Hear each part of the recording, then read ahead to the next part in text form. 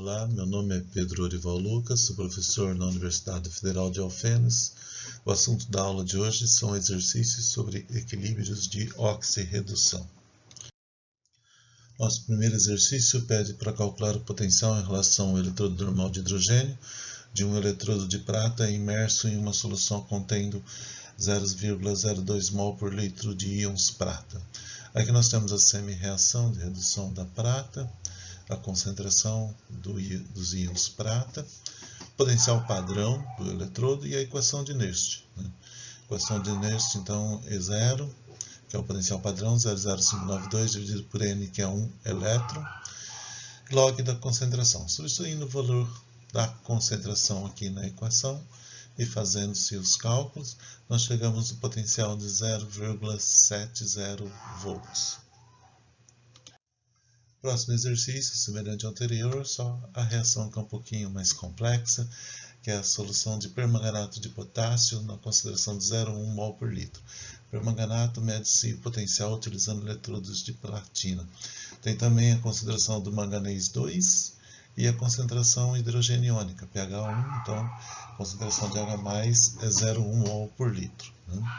Colocado aqui se o pH é 1, a concentração de H+, é 1. O potencial padrão sempre são dados, do exercício. No final da lista de exercícios, geralmente tem-se uma lista de potenciais padrão. E o potencial padrão do permanganato de potássio é 1,51 volts.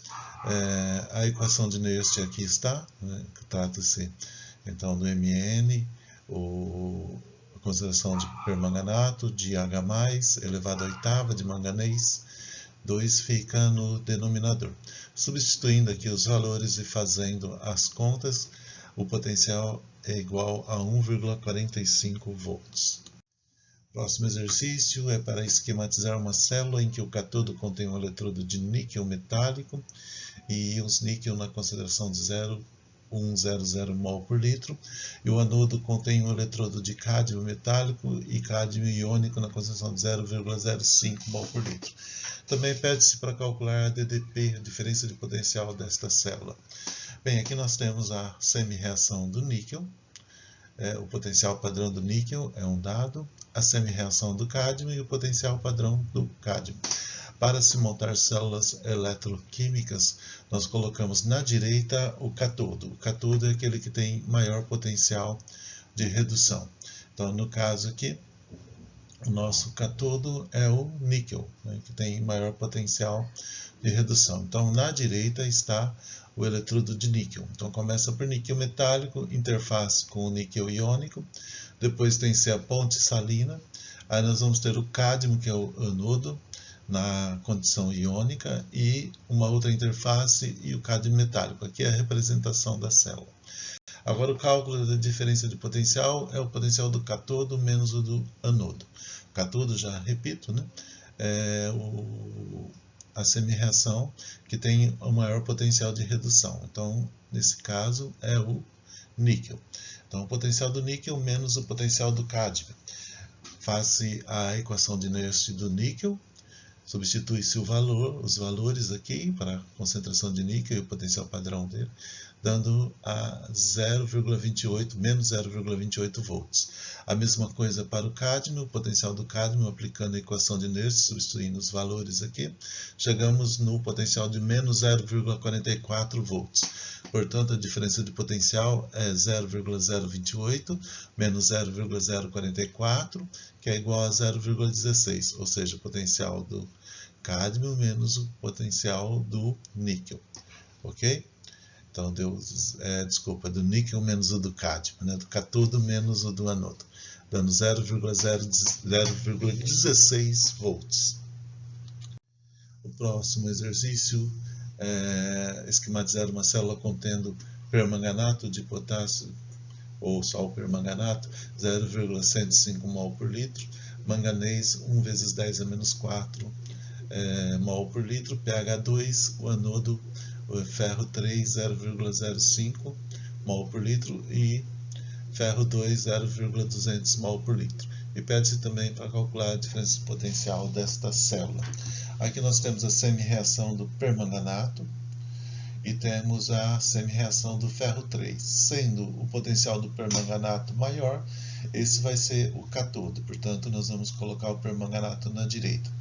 Trata-se de um eletrodo de platina, uma interface da platina com íons manganês 2 e íons permanganato, separados por vírgula. Entre o colchete coloca-se as concentrações em mol por litro. A ponte salina é representada com 2 traços, ou junção líquida também. Ferro 3, ferro 2, né, separado por vírgula, entre o colchete e as concentrações, respectivas concentrações. E o ferro 3, ferro 2 em solução está numa interface com a platina, no segundo compartimento, que é o anodo. Então essa é a representação. Agora a gente passa para o cálculo da diferença de potencial. Para calcular a diferença de potencial, faz-se necessário a montagem da equação de Nernst, tanto para o permanganato quanto para o ferro. E do permanganato nós temos essa reação, né, na equação de Nernst. Permanganato H+, e embaixo manganês 2. Substituindo-se os valores, chega-se ao potencial de 1,45 volts. Para o caso do ferro, nós temos essa equação de Nernst, ferro 3, ferro 2, substituindo-se os valores, né, ferro 3,005, ferro 2,02, chegamos ao potencial de 0,74 volts. Portanto, a diferença de potencial é o potencial do cátodo, que é o permanganato, menos do anodo, que é o ferro, 1,45 menos 0,74, resultando em 0,72 volts. Nesse exercício, pede calcule a diferença de potencial da célula de zinco, cuja concentração do íon zinco é 0,02 mol por litro, e no cátodo temos prata na mesma concentração. Então aqui nós temos o zinco, a semi-reação, a equação de Nernst, os dados aqui, potencial padrão, substituindo aqui a concentração de 0,02, chegamos ao potencial de menos 0,81 volts. Da mesma maneira, para a prata, aqui está a equação de Nernst, potencial padrão, substituindo-se os valores aqui, nós chegamos ao potencial de 0,070. A diferença de potencial é o potencial do cátodo menos o do anodo, vai dar 0,70 menos 0,81, que é 1,51 volts. Aqui está pedindo o cálculo da diferença potencial de uma outra célula aqui, que é ferro 3, ferro 2, eletrodo de platina, e o eletrodo de cádmio. Bem, então nós temos a equação de Nernst para o par ferro 2, ferro 3, substituindo-se as concentrações 0,250 e 0,1, e o potencial padrão também de 0,77, vai resultar em 0,79 volts para essa célula. Na célula do cádmio, tem aqui a equação de Nernst, substituindo a concentração e o potencial padrão, nós chegamos em 0,45, e a diferença de potencial, que é o potencial da direita, que é o cátodo menos o anodo, né? Então deu menos 1,24 volts.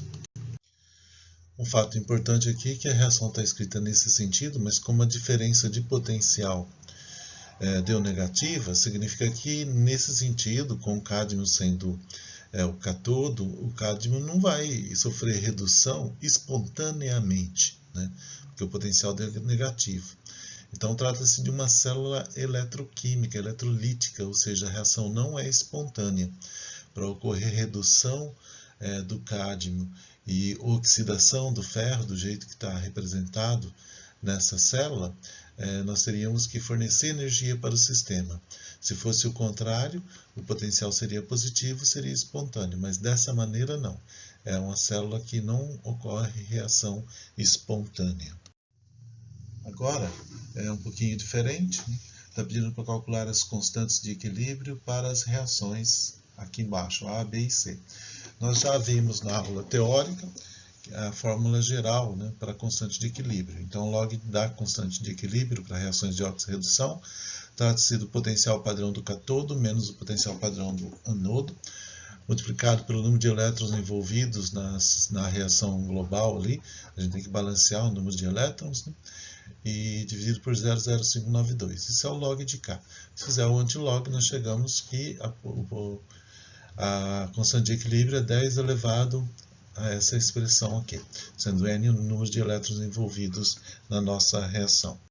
Então, para o primeiro item aqui, né, sério 3 e ferro 2, né, para essa equação aqui, nós vamos ter que o N é 1, veja que balanceando a equação, né, para fazer a reação global balanceada, você tem um elétron, tanto aqui quanto no ferro, do série do ferro. Então, para calcular, a gente usa a fórmula aqui, né, coloca essa fórmula, desculpe, né, o cátodo é o que tem maior potencial, que é 1,61, e também pela maneira com que foi escrita a reação, propôs aqui a redução do sério, né, e a oxidação do ferro, né. Aqui é o potencial do sério 4, 1,61, menos o potencial do ferro, que é menos 0,77. Fazendo as contas, chega na constante de equilíbrio de 1,55 vezes 10 elevado a 14. Aqui nós temos o item B, que é a reação do permanganato com cobre, né? Nós temos a semi-reação do permanganato, o potencial padrão, a semi-reação do cobre e o potencial padrão. Para igualar o número de elétrons, nós temos que multiplicar por 5 a segunda reação. Então vai dar 5 cobres, né? E multiplicar por 2 aqui vai dar 2 permanganato. Então a reação balanceada, como já foi dado no exercício também, envolve, na verdade, 10 elétrons, certo? Porque eu vou multiplicar por 5 aqui dá 10, e multiplica por 2 aqui dá 10. Então, na hora que eu vou colocar na minha equação aqui, E do cátodo menos E do anodo, vai ser 1,51 menos 0,34, vai ser vezes 10 dividido por 0,0592. Isso resulta numa constante altíssima de equilíbrio, 4,31 vezes 10 a menos 197. E por fim, nós temos aqui o dicromato, né, com o iodeto, né? A reação balanceada está aqui. E nós vemos então que aqui tem 6 elétrons. Nós precisamos multiplicar a segunda equação por 3 para igualar o número de elétrons, né? Então, multiplicado por 3 aqui fica 6 iodetos. Está vendo? Essa é a relação balanceada. Então, nosso N vai ser igual a 6. Substituindo aqui na expressão da constante de equilíbrio, potencial do cátodo, do anodo e o número de elétrons, do cátodo, do anodo, o número de elétrons, dividido por 0,0592. Fazendo as contas, chegamos na constante de 1,21 vezes 10 a 81. Agora, nós temos um exercício que diz o seguinte: mistura-se uma solução de prata, 0,2 mol por litro, com cobre metálico, e pede para se calcular o valor de cobre e de prata quando a reação atinge o equilíbrio. Bom, como que a gente vai fazer isso? Nós temos aqui, né, as duas semi-reações, os potenciais, e acontece o seguinte: no início nós vamos colocar 0,2 de prata, né, e não colocamos nada de cobre na nossa reação, no nosso sistema. Quando reage, se a gente pensar aqui que a prata tem um potencial de redução maior do que o cobre, significa que a prata vai reduzir toda, né? E, consequentemente, vai gerar cobre 2. Então, se reagir toda a prata, né, vai reagir menos 0,2. Na reação, vai perder 0,2 de prata. E, ao mesmo tempo, para cada mol de prata, cada 2 mols, gera 1 de cobre. Então, 0,2 vai gerar 0,1 de cobre, certo? Agora, se a gente pensar que gerou 0,1 de cobre, no equilíbrio, o que vai acontecer? Parte do cobre vai retornar, né? Vai reagir e voltar, né? Vai no sentido oposto da nossa reação. Se acontecer de perder menos 2x de cobre, vai gerar x de prata. Daqui eu fiz 2 para 1, que também tem que ser 2 para 1. Então, essa é a nossa situação. O que vai acontecer agora? Eu vou considerar que quando a minha reação atinge o equilíbrio, a diferença de potencial é igual a zero. Ou seja, se a diferença de potencial no equilíbrio é zero, eu posso colocar que ddP é da prata menos do cobre. Então, eu passo o cobre para o lado de cá, vai ficar potencial da prata igual ao potencial do cobre. Então, eu vou pegar as duas equações de inércia agora e igualar. Potencial da prata igual ao potencial do cobre. Fica desse jeito. Potencial da prata, só que no lugar da concentração da prata, eu vou colocar o x, que é a minha incógnita do equilíbrio. E no lugar da concentração do cobre, vai ser 0,100 menos 2x. Desenvolvendo aqui, eu passei o potencial padrão do cobre para cá. Depois aqui eu tenho, né, para igualar os dois, eu pego para colocar em evidência 0,0592, então é uma propriedade logarítmica que eu posso levar ao quadrado aqui e colocar 2 dividindo. Olha, ele levou ao quadrado e colocou 2 dividindo.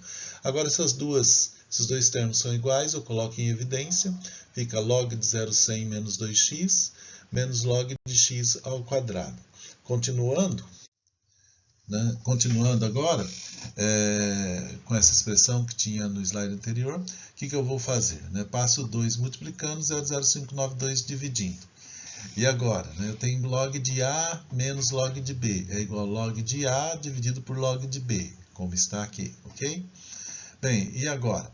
E agora, para retirar o log, eu faço potência de 10. Então, o antilog é 10 elevado a tudo isso aqui é igual a 0,100 menos 2x, x quadrado, ok? Agora, eu vou fazer uma aproximação aqui para resolver esse sisteminha. 0,100 menos 2x, eu vou falar que 2x é muito menor do que 0,100. Então, vai ficar, se 0,100 se 2x é muito menor do que 0,100, do lado de cá fica 0,100 sobre x quadrado. Agora, rearranjando aqui, passo o x quadrado para cá e esse 10 com essa potência para cá. Vai ficar desse jeito, falta só extrair a raiz quadrada. Né? Okay? Substituindo os valores agora do potencial padrão da prata e do cobre, fazendo as contas, nós chegamos no valor de x igual a 5,4 vezes 10 a menos 9, que é exatamente a concentração da prata, que a gente pode ver lá no nosso sisteminha que a gente fez anteriormente. Então, a pergunta calcular o valor da concentração de cobre e de prata nessa solução no equilíbrio. Bem, a concentração do cobre vai ser praticamente 0,100, porque 0,100 menos 5,4 vezes 10 a menos 4 é igual a 0,100 mesmo. E assim a gente acaba esse exercício. Nesse exercício, pergunta-se qual o pH da reação de iodo, 0,20 de iodo, com ácido arsenoso, 1 mol, né, em 1 litro, essa concentração em mol por litro, portanto, em meio ácido. Ele quer saber qual o pH para que essa reação seja quantitativa. Então, tem a reação aqui. Primeiro eu dividi nas duas semi-reações para facilitar o raciocínio. Tem aqui os potenciais e a gente tem também que calcular a constante da reação. O valor da constante da reação é igual ao que a gente já fez anteriormente, nos exercícios anteriores, que consiste do 10 elevado ao potencial padrão do cátodo, menos o potencial padrão do anodo, vezes N, que é o número de elétrons, no caso 2 elétrons, dividido por 0,0592. Chegamos ao valor de 2,28 vezes 10 a menos 1. Bem, para que a reação seja quantitativa, as quantidades finais, aí, o iodo era 0,20 inicialmente, então ele tem que reagir tudo, a gente diz, né, vamos reagir 99,9%. Basta você falar que a concentração final, né, vai ser 10 a menos 3 vezes menor do que a concentração inicial. Então faz 0,20 vezes 10 a menos 3. A mesma coisa aqui para o ácido arsenoso também, né, 0,15 vezes 10 a menos 3. Se reagir todo o iodo, eu vou formar iodeto, 0,20 vezes 3 por causa da estequiometria que aqui está. E o ácido arsênico vai ser 0,15, que é proveniente do ácido arsenoso que eu tinha inicialmente que reagiu completamente. Agora aqui na minha constante de equilíbrio eu vou isolar o H+. Isolando o H+, eu chego nessa expressão aqui. O H+ ao quadrado é K vezes o ácido arsenoso, o iodo, ácido arsênico e o iodeto embaixo elevado ao cubo. Agora, para saber o valor de H+, extrai-se a raiz quadrada. Substituindo-se os valores aqui na nossa expressão, nós teremos então a concentração de H+ igual a 4,6 vezes 10 a menos 4 mol por litro, que resulta num pH igual a 3,3. Isso é tudo que eu tinha para mostrar para vocês dos exercícios de oxirredução. Bons estudos!